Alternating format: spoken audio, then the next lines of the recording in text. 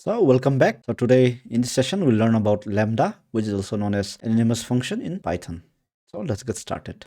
In Python, Lambda or anonymous function is a special type of function without the function name.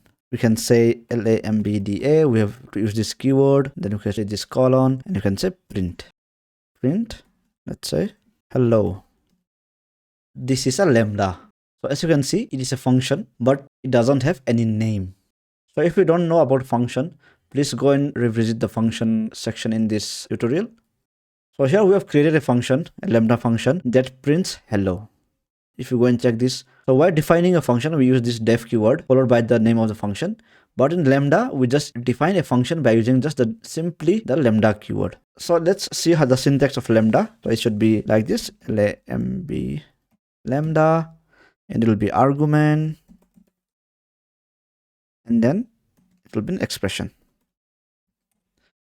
So we will write lambda, and then here we can write an argument. So let's say we have an argument of name here, then we will say hello name. So you see, so this part is called an expression, this is an argument, and this is a lambda. This is how we declare a lambda function. Okay, so now if we want to run this lambda function, so we can do in multiple ways. Either I can wrap everything, let's say I can wrap everything, and I can run this function, and I can say Pratap, and let me run this code. So you see, we got here hello Pratap. So let's say this lambda doesn't accept any argument. In that case, let me remove the argument. So I can run this function this way also. I can also assign this lambda function to a variable, let's say greet. So now my greet is a function. So since we've defined a function, now we can call this function. Let's say greet, and let's run this.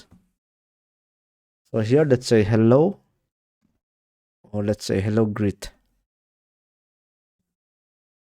So here you can see that there are multiple ways of running this lambda function. Either you can run it in the same line, or either we can assign it to a variable and call the variable.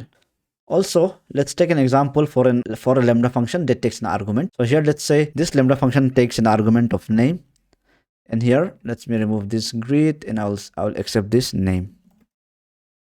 And then if I want to pass the argument here, I can pass from here. I can say Pratap, and if I run this code, you will see hello Pratap. This way we can pass an argument. Here, whatever I'm passing in this argument, it is going and assigned to this name variable. And when I print this, like in this expression, when I print hello name, then it gets hello Pratap.